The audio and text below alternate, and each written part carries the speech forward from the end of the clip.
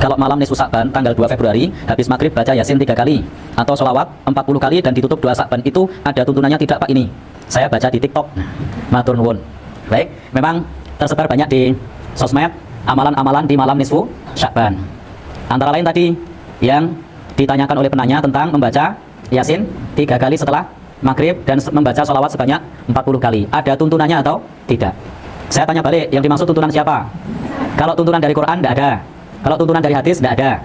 Kalau mungkin dari guru ngajinya itu mungkin ada. Baik.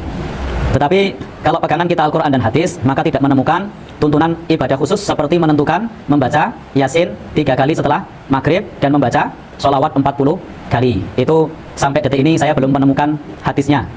Dan memang banyak yang mengamalkan sesuatu landasannya bukan Quran, hadis, tapi landasannya apa? Pendapat guru ngaji atau pendapat ulama. Sebaiknya kalau terkait dengan ibadah yang menyangkut dengan ketentuan-ketentuan, bukan yang umum ya. Kalau umum itu bebas. Baca Quran itu bebas, umum. Zikir itu bebas, umum. Tapi kalau sudah ditentukan berapa kali jumlahnya, kapan waktunya, maka itu butuh dalil. Kalau tidak ada dalil dari Al-Quran maupun hadis Nabi, maka sifatnya bebas, tidak perlu membuat ketentuan sendiri. Karena prinsip beramal itu adalah kita ittiba kepada Nabi Shallallahu Alaihi Wasallam. Dan pendapat ulama itu bisa kita jadikan dalil kalau menjelaskan Quran, hadis. Tapi kalau pendapatnya bukan menjelaskan Quran, hadis, berdiri sendiri, yang membuat ketentuan sendiri, maka tidak ada kewajiban bagi kita untuk mengambil pendapatnya.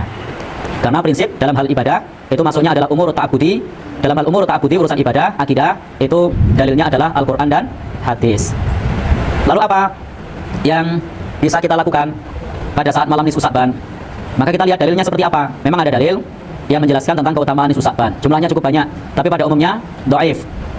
Meskipun ada di antara hadis yang dhaif itu ada yang sahih, meskipun juga ulama berbeda pendapat tentangnya. Antara lain adalah Allah yattali'ullah ila khalqihi. Allah Subhanahu wa taala turun kepada makhluknya fi lailatin nisfi min Sya'bana, pada malam nisfu Sya'ban. Fayaghfiru li jami'il mu'minin, mengampuni seluruh orang yang beriman, illa lil musyrikin aw musyahinin, kecuali orang yang musyrik dan memutus silaturahim.